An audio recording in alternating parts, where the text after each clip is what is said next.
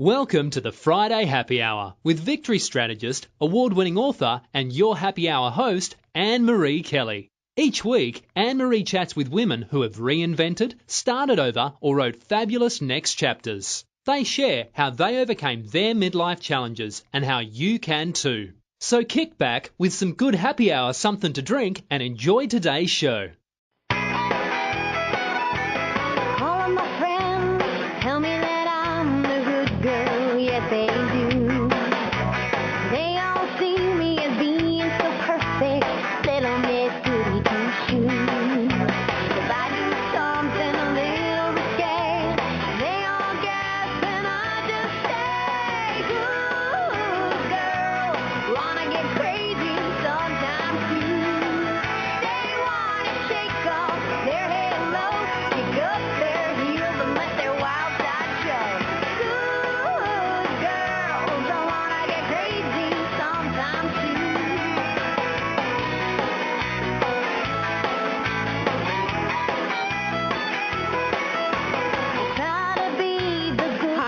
You're listening to the Friday Happy Hour with me, Annmarie Kelly. I'm that recovering good girl and your victorious woman empowerment partner. This is the place where us victory chicks and you men who care about us meet on Fridays to wrap up the work week and find ways to live more powerfully and make our lives sparkle. Thanks for coming today. I'm glad you're here. A lot of you victory chicks and you guys know the pain of divorce. Well, that's what our guest today, Brenda Reynolds, is coming to Happy Hour to talk about. And for Brenda, divorce was a particularly interesting experience. And maybe her victory will give you some ideas. She'll be here in a little bit. So I have a story for you. It's one that every one of you victory chicks will understand. And it's a cautionary tale for you guys. And before I share the story, I'll start by telling you two things. First, President Obama did something that no other president has ever done. He penned an essay for Glamour magazine declaring that he's a feminist. I'm thinking he did it now because his first daughter is going off to college. But of course, as a cynic, he's not an Obama fan. I think the timing is curious, and maybe he did take tension away from the bombshell this week that the U.S. paid millions of dollars in ransom money to Iran. But he wrote it, and it's good. It really is good. I'm not an Obama fan, but it's good. But it took the press about 30 seconds to start politicizing the essay by fawning over the president's strides with women. And just the good facts. A lot's happened in the last 8 years that has not been good for women, but everybody likes to cite the Lilly Ledbetter Act, which President Obama signed in his first year in office. That Lilly Ledbetter Act supplements the 1963 Equal Pay Act that said you can't discriminate wages based on gender. What Lilly Ledbetter did was, not Lilly Ledbetter, but the Lilly Ledbetter Act, was basically took away the statute of limitations on equal pay discrimination cases. It enables people, women and men, to file lawsuits for pay discrimination. The big deal was made about it when it happened, but frankly, in the past 7 years, it's pretty much done nothing about as much as the 1963 Equal Pay Act did. It was 1963 when they said you can't discriminate on wages. So, yes, there have been lawsuits and a few people, women and men, have benefited. But for the majority of women, I don't think that means much. Women are still paid less than men. Now, not as much less as they were paid in 1963, and it happens less frequently than it did in 1963, but still less. But, that'll continue until cultural changes happen, regardless of any Equal Pay Act or Lilly Ledbetter Acts. But that's neither here nor there as part of the setup of my personal story. So back to the Obama essay. President Obama said he's a feminist, and that's sort of news. Now, to be honest with you, as a woman, I don't know what a feminist is anymore. Do you? That word feminist has grown and over time has been pulled and twisted 6 ways from Sunday. It used to be a term where many women, it used to be something that a lot of women loved. They loved calling themselves feminists. But also, a lot of people made fun of it. It was back in the heyday of people like Gloria Steinem. And then it was embraced, like later on, much later, it was embraced by people like Alan Alda, who has a bunch of daughters. He announced that he's a feminist. Now, I loved when he did that, and I loved the other men who did it around that same time. I don't know if you remember, it was a commercial that was on, and I can't even remember how long ago it was. And then people thought being a feminist was good. But now it has been bastardized to the degree that, as one commentator said yesterday, feminist can mean anything you want it to mean. Because it's like now we're transgendered, and so what does it mean anymore? However, to be fair, in the way President Obama wrote it in his essay, it's in a good way. As the father of two daughters, and the first of whom is off to college very soon, like in the next couple weeks, and the next one is following not too long after that, he said something that I think is critically important and something that all men with daughters need to know. He said that being a feminist is important for his daughters because, quote, now that's what they expect of men. I don't think men realize how important their attitude about feminism, about men, about women, and about their own daughters is to their daughters. Fathers are the first men in our lives.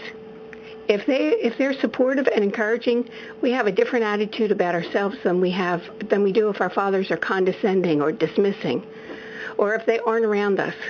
It impacts how we feel about ourselves, determines how we let men treat us, and it influences the kind of men we choose.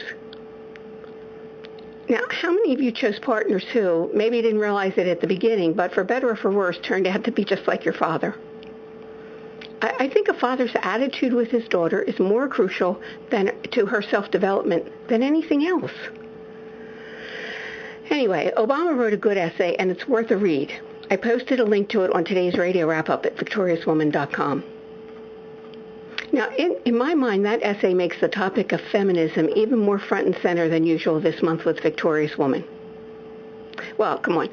Women's empowerment is always front and center in the Victorious Woman Project. That's a given. But aside from the essay, this month I posted the second place winning essay on a Victorious Woman website. It's by engineer Annette Glaudel. She tells her story, or as she calls it, the riddle of her life, about how she's regarded when talking to men about doing things that are quote-unquote, traditionally male, like building houses, fixing stuff around the house, all that stuff. Annette can't explain why men talk down to her about things that she knows more about than they do. And they presume that she doesn't know because she's a woman. It's an interesting article, and that link is on today's radio wrap-up, too. And congratulations, Annette Glaudel, and she's a Westchester resident, so that's a good thing. So it's hard to believe that kind of bias still happens in this day and age. Personally, I don't think I don't experience that kind of treatment. Oh, except when I shop for a car.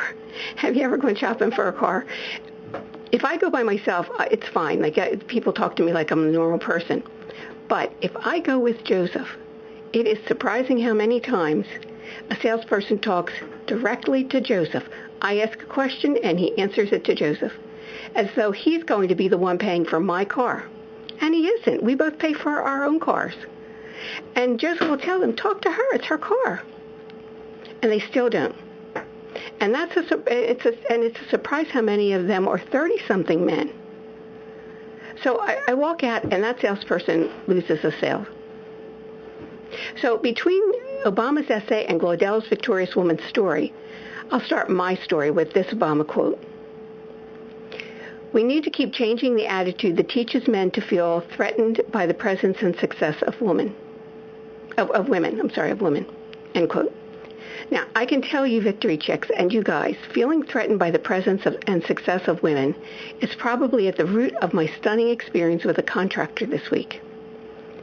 You might recall that my air conditioner died in June. It worked, and then we called somebody in, and they said, you need like $300 worth of Freon, and it's on its way out. So Joseph and I knew it was on its last leg anyway. It, along with the heater and hot water heater, lasted longer than most anyone else in my development. So I knew it was just a matter of time. I started putting money away for the triple replacement cost years ago. So Joseph and I talked to several companies. We did our due diligence on Google, Angie's List, and talked to neighbors. We chose the one company that we thought was the best one for the price. Now, you know how it is when you pay a ton of money for something? You expect what you're buying is going to work.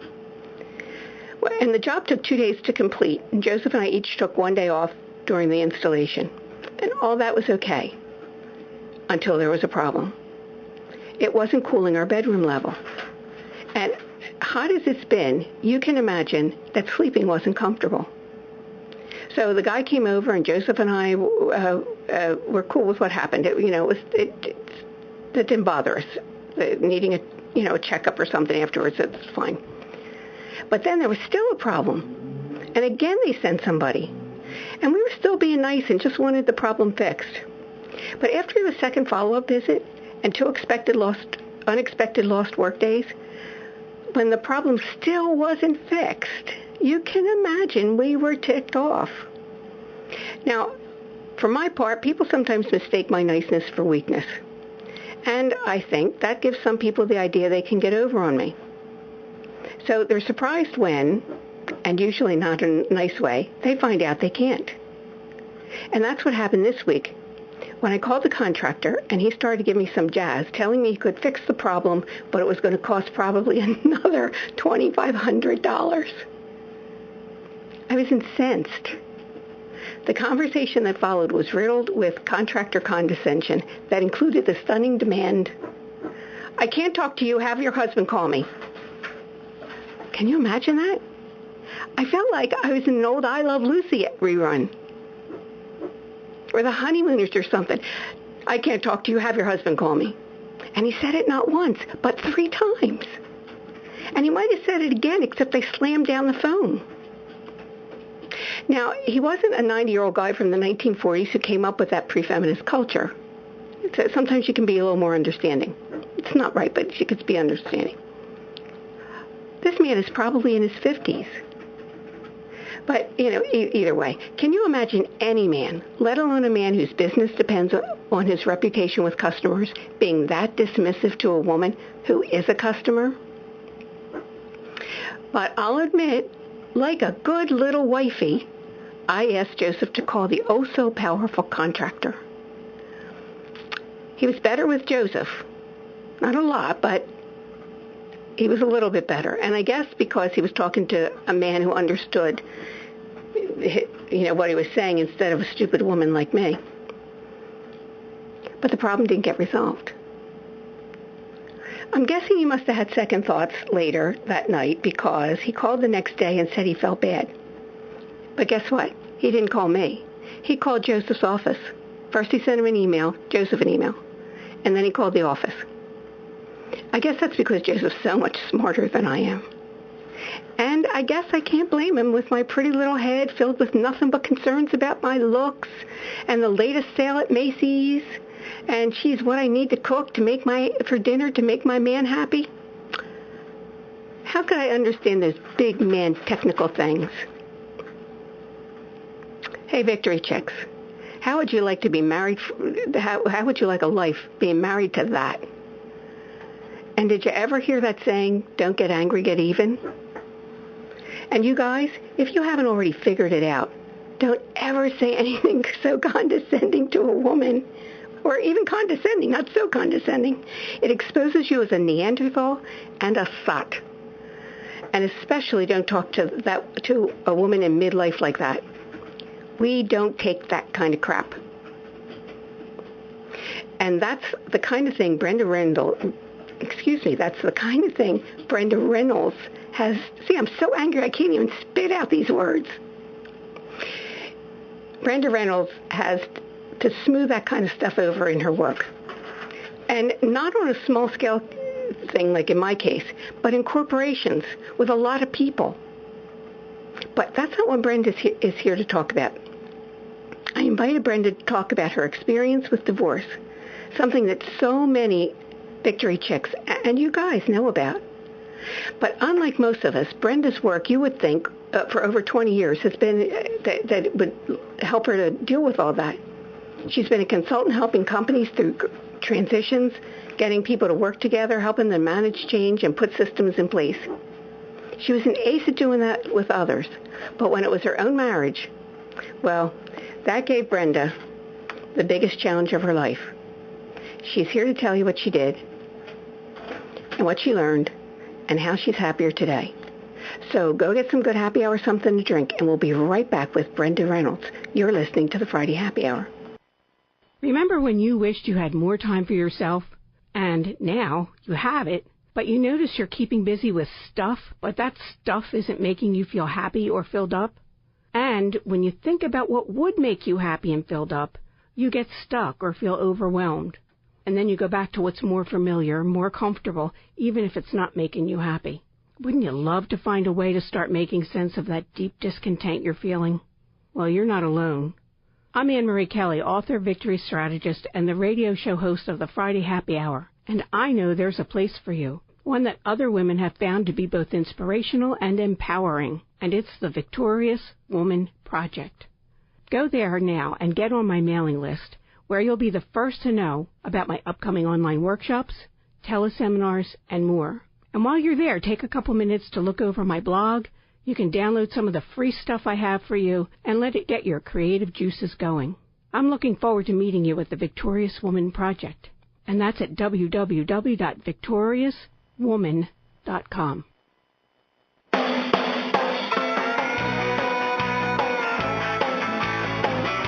Welcome back to the Friday Happy Hour. I'm your host, Annmarie Kelly, and I'm here with Brenda Reynolds. Welcome, Brenda. How are you?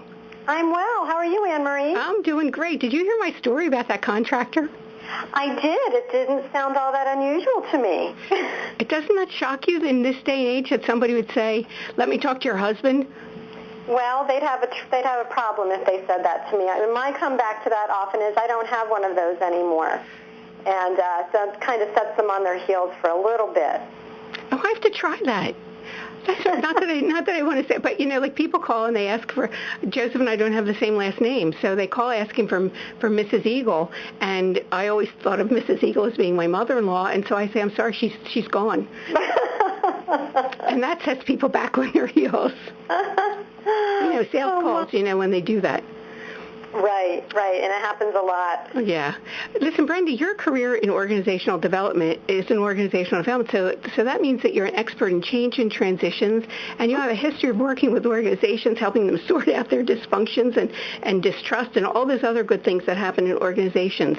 And but nothing you said really prepared you for having to deal with your own personal organizational challenge of divorce. Yeah, life's like that when you have to practice what you preach. So I felt all these years, it's been over 2 decades as BKR Consulting, and I don't get nervous walking into dysfunction. I'm really pretty good. And some of the things that I'm asked to do, when I tell friends about it, they say, oh my gosh, how would you begin to want to do that? I was working with a group this week who said, come on in and help us out because we're having issues of psychological safety in our team, and that doesn't rattle me. Somehow I know what to do and how to do it, and yet when you have to turn that advice on yourself, it's a different kind of challenge. Yeah, and you wrote when I was reading something that you wrote, and you said that you had 3 odd years of trying to hold on to a marriage that was only holding you back. How did you think it was holding you back? Well, I think I think divorce is a funny thing. I don't think it's just a one-time, you're married, you're not. It's this long process of trying to figure things out, work things out. And I think the ways in which it was holding me back were, and the way I've looked at this divorce scenario is it's been a chance to reboot my life. And that's true for any of us going through that, and it was sort of the way I framed up a not so great situation. And so I think it was holding me back from being maybe my authentic self at times. Sometimes as women, we are playing ourselves small so that we don't overshadow anybody. I think I got a chance to figure out how, when I was getting divorced, I kept gesturing to my friends about, I want my life to be, and I would make this gesture, and for the longest time I couldn't figure out why that gesture was coming to mind. But what it was I want my life to feel expansive. So if you have to reboot your life, let's make it expansive. So I think it was a chance to say, who am I now? Really different stage of life. And what do I want? And how am I going to serve others? And all of those really deep-seated questions were really what bubble up for you when you're going through a big change like that. And I think that happens to a lot of us, Brenda. We grow up, even today, we grow up and I think before it was you go to school and then you get married and you buy a house and you have kids. And now I think it's that you go to school and you get your additional degree and you have a career, and then you get married and you buy a house and you have kids. So there's like a little extra piece in there, but it's kind of the same thing. And I think that we just start moving forward in a way that maybe doesn't, you know how it is, at 20 or 22, 18 years old, you don't know who you really are, and you don't really start coming into who you really are, I think, until you get closer to midlife. Right, and then you either find that you're either growing together or you're not. Mm-hmm. So the fault and the blame of what happened, how it happened, and all of that is something I try to spend less time on than just that it did. And I think when you really look at it that way, then by no means am I glossing over this, because I would never want to go through it again. But having gone through it, you come to realize that it is really you were growing apart, and maybe this wasn't the situation that was going to allow you to become that next stage of person that you're capable of being. And I mean, I know for me, it's driven me in a different direction in terms of, even though I still consult very much with organizations and leaders, I am more and more spending time thinking about serving other women and bringing them together. And certainly I'm the go-to person that a lot of friends call me for when life just gets tough in general. It doesn't necessarily have to be around a divorce. And you have kids. How old were your kids when you got divorced? They were 6 and 12. So they were in some pretty formative years. Mm-hmm. So, and who told them? That always fascinates me, because very often I've heard women say, very often women have told me that he left and then she had to tell the kids. What happened with you? No, we actually told them together. And that day is really clear in my mind. I remember my youngest guy, think about that, he was 6 years old, and so he doesn't even have a very long memory of what family life looked like then. But I went down to the basement, or finished basement, where he was playing some video game, and I said, "How you doing, dude? I know that's not what you wanted to hear today." And he looked at me and said, "You know what, Mom? It is what it is, but it doesn't have to be bad." Huh. And that... pretty good for 6 years old. He is like a little Yoda. And I'm not kidding you, Annmarie, when I say that kind of became a mantra for me through some tough times. I would always hear his voice in my head, and he's still very pragmatic like that. That it doesn't have to be bad. And so I made it my mission to make really good conscious choices about how it was going to happen and the effect it would have on them. Now, excuse me, Brenda, we need to go for a break, but you told me about an experience you had in your sunroom when you said, "I knew life would never be the same." And, I think that happens to us, those first moments when something happens and we know that it's never going to be the same. So when we come back, will you share that with us? Absolutely, be happy to. That's great. So everybody stay close, and we'll talk to Brenda about that in just a couple minutes. You're listening to the Friday Happy Hour. Hi, this is Annmarie Kelly, author, victory strategist, and the radio show host of the Friday Happy Hour. I trust you're enjoying my conversation with this fabulous, victorious woman. If you're getting inspired with ideas and feeling empowered, this is just the tip of the iceberg. There's more for you. Tips, downloads, resources at the Victorious Woman Project. Go to victoriouswoman.com and look around and get on my mailing list so you can be the first to know about the newest good things I have for you. That's www.victoriouswoman.com.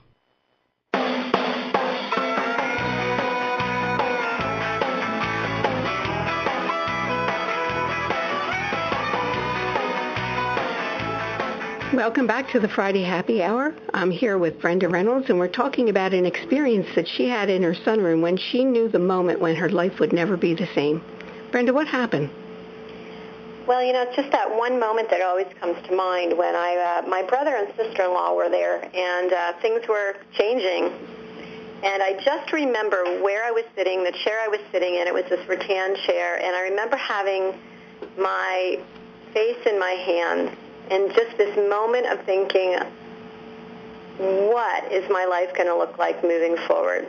I had no way of beginning to see it. And there was just this deep, deep understanding that nothing was going to be the same again, but not knowing how in the world I was going to get from where I was to the other side of this thing. And the irony is, I thought about this on the break. The irony is I am sitting in that same chair talking to you right now, Annmarie. Oh, my goodness. And it's the chair I realized I sit in whenever I write. I'm in the middle of trying to write a book. And so, I'm on the other side. I'm clearly on the other side. I'm still in that chair. I'm still whole. But the journey can be... it can be a challenging one. And it's scary, I'll tell you. Anytime that you know something's happened and you can't take it back and you can't reverse it, and you're like, how? I didn't want that to happen. How can I move forward? That's very scary. Well, it was happening at the same time the economy was in a nosedive. So, honestly, it really felt like the absolute perfect storm. I just couldn't even believe my luck. And as someone who had her own business, 2 little boys, economy in a nosedive.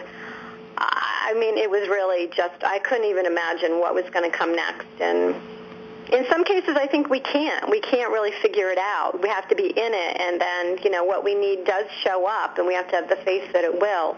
But we can't always plan our way through it.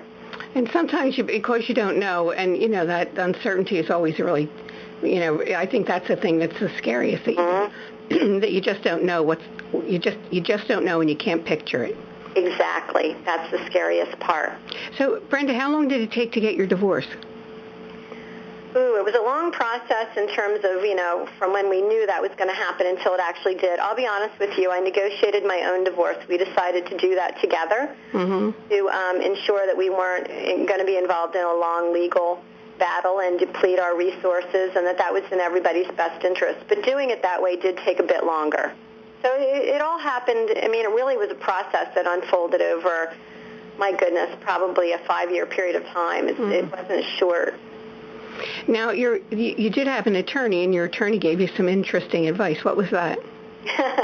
Well, I had 2 different ones, but the first one that I had and ended up retiring, but not before he gave me some advice, and he said, whatever you do, when you come in here to see me, I want to make sure that you are not talking about some new Prince Charming who's come into your life until you have kissed at least 5 frogs.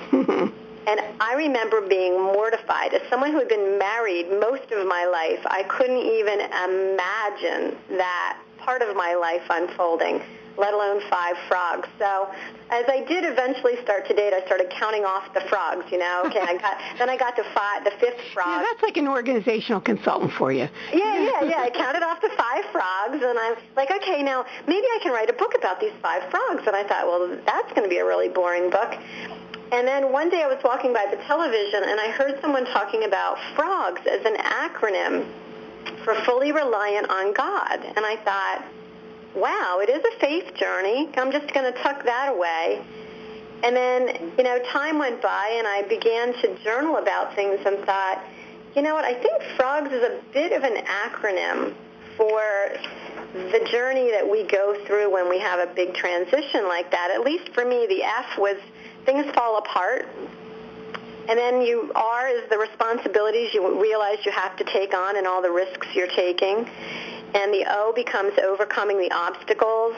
The G is, oh my gosh, you look back and you realize, oh my gosh, I think I'm growing. And then the S is really, it's a lot of things. It's coming back to a better version of yourself. It's starting over. It's surprises. It's strength. It's a lot of things. So that is the book I will write next and try to help others with it. So when you're talking about frogs, I get the falling apart part, but and I get the overcoming obstacles, so I don't get the responsibilities. Responsibilities is everything from, oh my gosh, I now live in this big house by myself with 2 little boys. I have to do the upkeep. What I ended up doing is I left my consulting practice somewhat and took a full-time job with one of my clients. So I had different responsibilities for juggling my work and my children and the home. Just a lot of things come at you. You don't have a second person to turn to and say, oh, honey, would you mind taking care of that? Or, gee, could you deal with that? You really are dealing with everything. I get it. Mm-hmm. You know, Brenda, it's funny. I was single on my own. I had already bought a house by the time I met Joseph, and so I had my girlfriends and some family members that I could turn to if I had a question, or if I needed some advice or something like that. But it was a really hard transition when I got connected with Joseph and when we got married, and I did have somebody to, like, I had to remember to ask, because then now there were 2 of us and we were partners. So I had to remember that part, that we were partners. Right. And now to go the other way, if whatever happens, divorce or whatever happens, we've been married 28 years, so almost 28 years. So, but, and eventually something's going to happen. And whenever that does, I can't even imagine what that would be like, not to have just somebody to run something by. A lot of times you already you already know what you want. You already have your own mind made up. Mm-hmm. And I think you raise a good point, Annmarie. It can be a lot of scenarios. Divorce just happened to be the thing that happened to me, but it could be you lose a partner. It could be that you are single, and your last child goes off to college, and you find yourself not having anyone else in the house to turn to. I think when I missed that partnership most was in the parenting process, where in the moment you didn't have someone to turn to and. Oh my gosh, what are we going to do? And I have great kids. Or just, gee, can you believe he's talking to me that way? When they go through their normal teenage years, really kind of have to go that part alone. Yeah, and I wasn't sure when you said responsibilities. I wasn't sure how you meant that. Mm-hmm. Mm-hmm. In every way.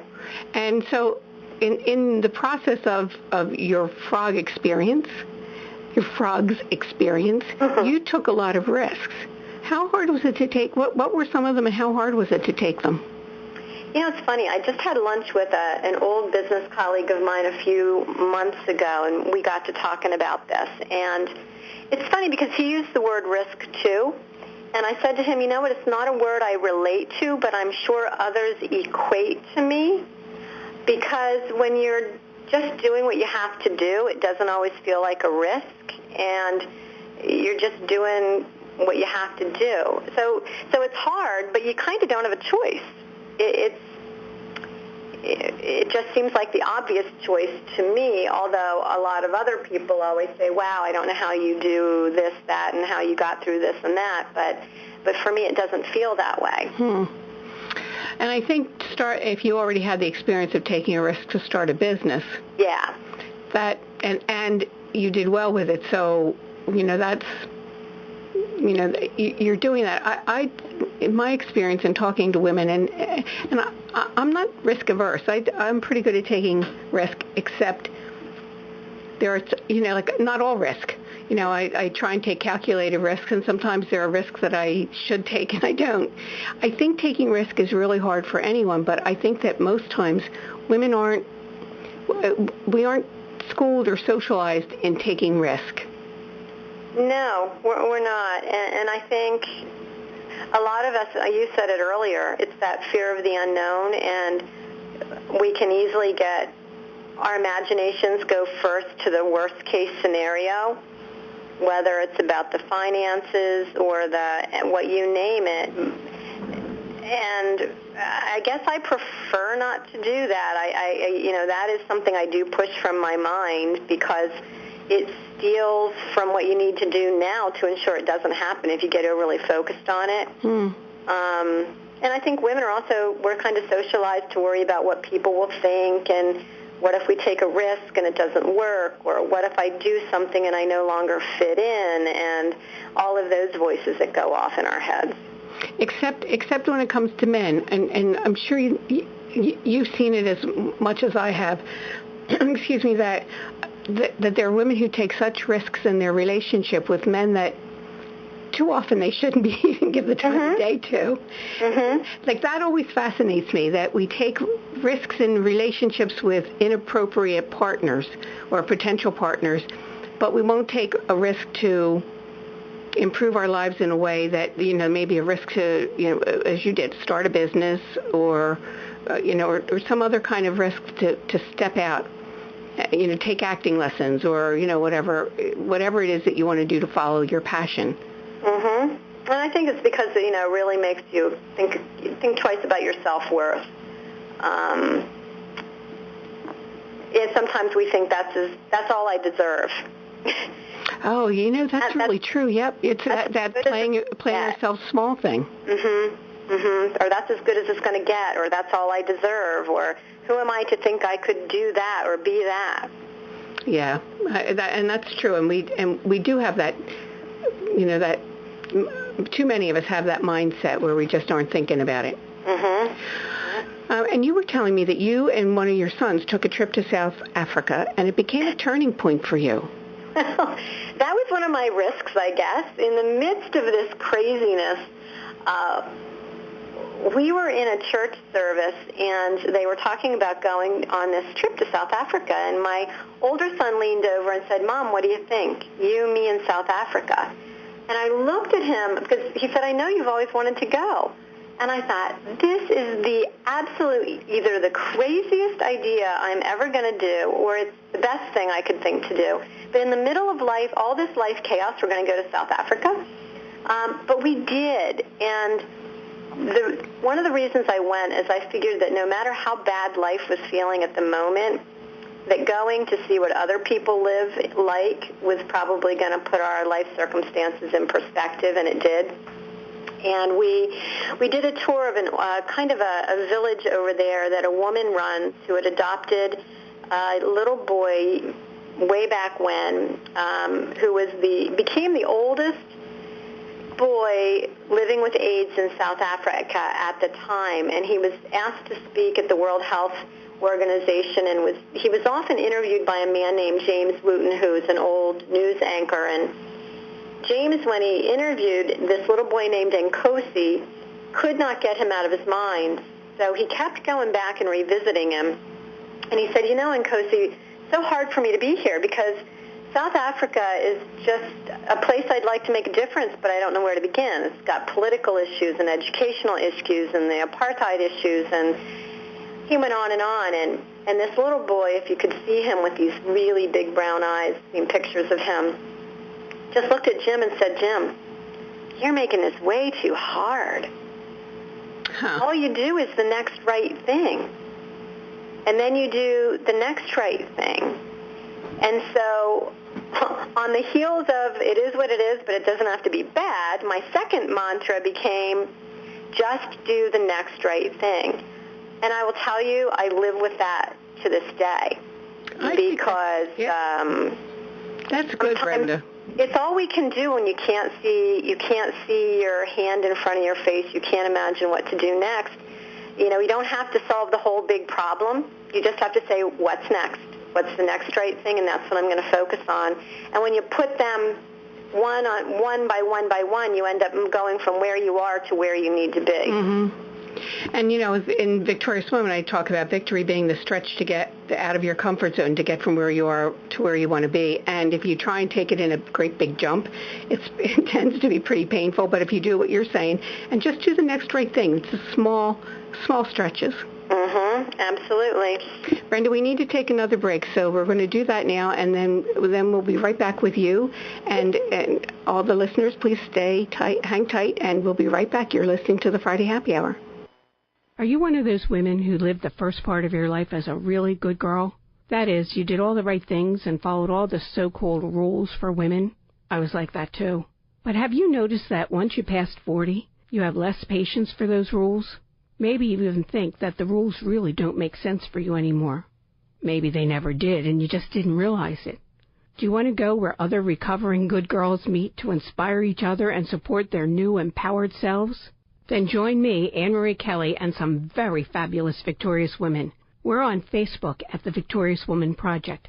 So go to facebook.com/Victorious Woman Project. I'll talk to you there.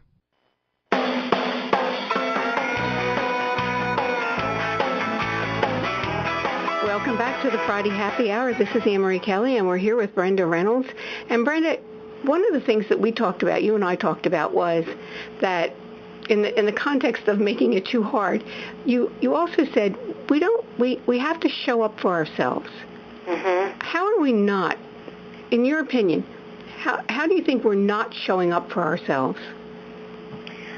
You know, I think we get really busy. We get so busy that we aren't really paying attention sometimes. It's really easy to fill your calendar and just ignore what's going on around you or how you're feeling.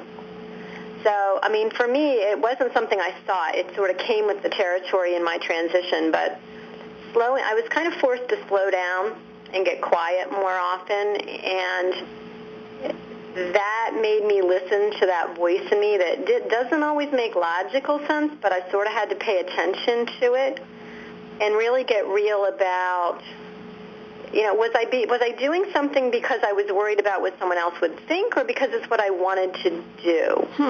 You know? Well, that's a really good question to ask yourself whenever you're trying to make that decision. Is it what I want, or is it something that I think that I should do, or that somebody else wants me to do? Yeah, does the idea of it excite me, or do I sort of inside go, or am I feeling resentful, or am I wanting to do this? And so there's something about showing up. To show up for ourselves means even paying attention to the self that we are. You know, what do we want, and what are my dreams now, and what have I never thought I could do that I'm actually going to take a leap forward and do? So for me, it's been this interesting journey of getting more conscious and, you know, not being unconscious as much with whatever shows up. That's interesting, because a lot of times, and I have often talked about, and I talk about it when I give speeches, and I believe I've talked about it on the Happy Hour, that the idea for writing my first book came in that time. It came like it's in a little capsule in my head, in that time between, you know, that twilight time when you first wake up and you're not really sure, you know, you're just sort of in that twilight state. Mm-hmm. And I came, you know, before I even got out of bed, I was like, yeah, that's not what I do. And then the next time had the same thing happened, and at least then from the bed to the bathroom, I thought about it, and I thought, that's not what I do. Mm-hmm. And, you know, that's probably like an example of not showing up for yourself. I was getting the message, and I was like, yeah, that's not what I do. Like I had that construct so strong in my mind of I do corporate training and development that I never thought about writing a book for women, because it just wasn't what I did, or thought it just wasn't part of my experience.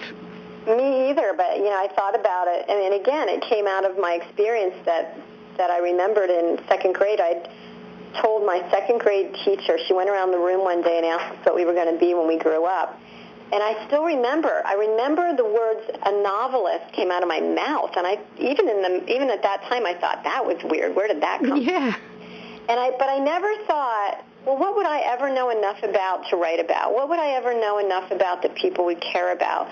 And the beautiful thing about turning our age is you start to realize you actually may know something, and you may be able to help somebody out. Mm-hmm. Yeah, you're right, because we have that experience. Mm-hmm. Mm-hmm.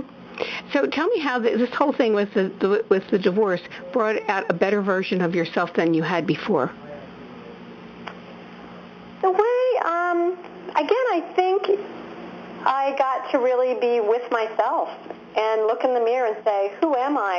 And be grateful for a lot of the qualities that I had and that I was having to demonstrate through the process, and tough choices that I had to make that I feel really good about, and I wouldn't change a lot of them. I think I've become more empathic with other people who are going through hardships. I'm more tuned into that than perhaps I was when life seemed simpler or seemed easier.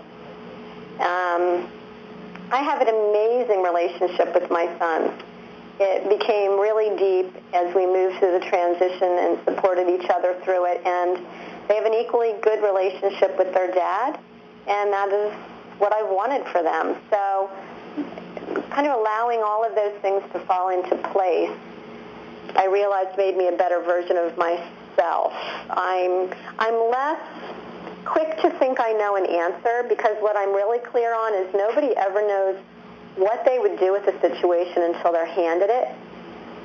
And so I'm more able to give people grace when they're in some situation and not assume I know exactly what I would do, because you just don't know. Well, that's really true, Brenda. That's one of the things, like, I think when you're in your 20s and 30s and you're in control, and I think it's easier to be judgmental.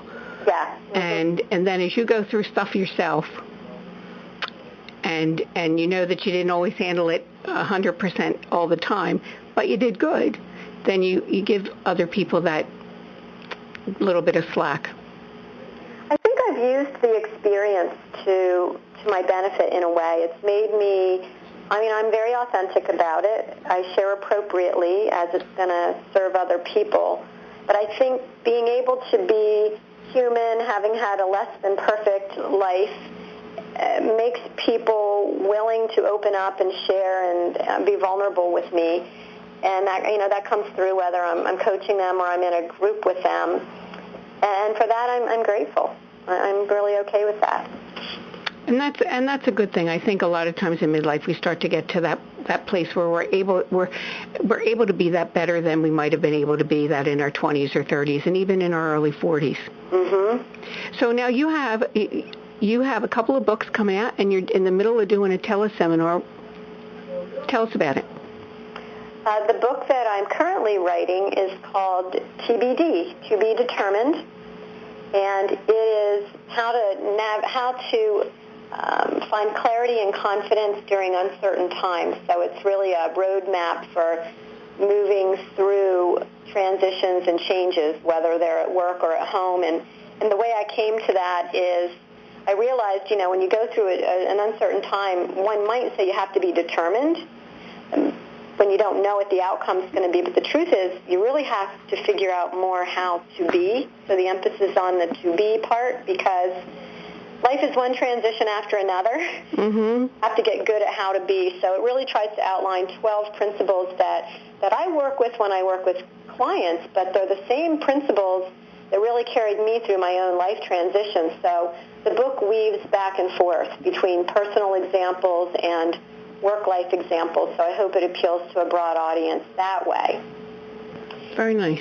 And as a part of, writing that book, I put together a teleseminar called Emerging, and that's for women who are going through any kind of transition. It could be a child going off to college, or someone starting a new business, or someone going through some other life change. But we're coming together over a period of time. It's called Emerging, and it's for women who want to emerge to a new and unknown yet powerful future.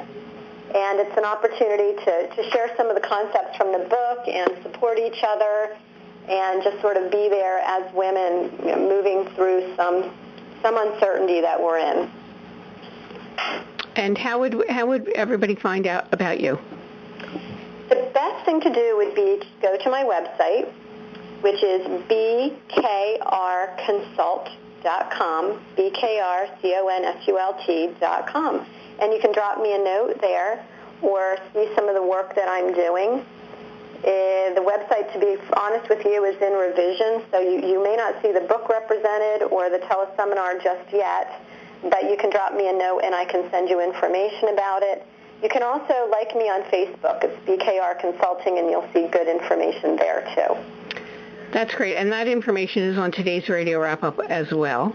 Great. Brenda, thank you so much for coming to Happy Hour today. Well, thanks for having me. It went by quickly. I'm happy to have joined you all, and I hope we've helped somebody along the way. I do, too. Thank you so much. Have a great one. You, too. Mm-hmm. Bye-bye. Bye. And to all you victory chicks and you guys, I'm wondering what you're doing this weekend. That was and you know, thinking in terms of that those risk things. Well, I want to tell you, Joseph's birthday was yesterday, so I'm taking him to Knoebels Amusement Park. Now, I don't know if you've ever been there. It's, as they say, America's largest free admission amusement park. It's a 2-hour drive from here, about an hour north of Harrisburg. It's free, it has free parking, and the rides are like $1.50. And if you have kids, you know, or maybe grandkids, or like Joseph and me, looking for something fun and different to do, and we haven't been to an amusement park for a really long time, it should be a pretty nice weekend weather-wise. So that might be a good day trip. And if you, but they have family-style cottages, and if you're a camper, they have a campground. So that's pretty interesting. And if you're looking for something else to do, and you love music and outdoor street parties, you won't find a bigger or better one than Music Fest in Bethlehem. It opens today, and between now and August 14th, you'll find over 500 free performances of every kind of music, classical, country, rock, everything, all outdoors. Well, the Gregorian chant isn't outdoors. That's inside a Moravian church. But all of those are free. And then there are paid performances at the outdoor theater, and it's everybody from Run DMC to Don Henley to Lady Antebellum. I try to get Lady Antebellum tickets, and only the really far away ones are still available, so I passed on that. But that's the one I was trying to get to see. But you can go free stuff. You can spend a day there. You can spend a couple of days there. And, you know, and those tickets for the paid ones are under $100. They're cheaper than if you go to a regular show. Some of them are like $30, $40, $50. So, and those are they're good. They're paid ones. And don't forget the opening ceremonies of the Olympics are tonight at 7:30 on NBC. And here in Pennsylvania, we're only an hour behind Rio. So I'm hoping that NBC doesn't ruin the coverage the way, in my opinion, they usually do by airing the games in prime time after they've already finished and you already know who won. So it kind of takes the edge off for me, it takes the fun out of it. So I like it if I'm watching it as it's actually happening. And listen, if you're in some kind of transition through a divorce or illness or a loss of a job, or you're thinking about selling the house you love or downsizing, losses and the transitions that follow are never easy. We've all been through them, and they're terrible. And even when you choose them, so, but you know, the thing that you have to remember by now, you know that it isn't the end of the world. Even when a loss or transition makes you feel like you don't care if you live or die, you know from that the experience that you get up the next day and the day after that, and you live and you keep going. So with that in mind, I found this quote, and though it's not credited, I liked it enough to share it with you. And it's especially for you if you're one of the many victory chicks or one of you guys going through a rough patch. So remember this. Good things fall apart so better things can come together. And they will. They always do. And you have to keep that in mind in the falling apart time. Okay? Thanks for coming today. And please join me again next Friday at 3 o'clock for the Friday Happy Hour with Annmarie Kelly. Have a victorious weekend. Jen's on. Thanks for listening to this Friday Happy Hour. Make sure you subscribe, rate and review today's show. And join us again next week for the Friday Happy Hour with Annmarie Kelly.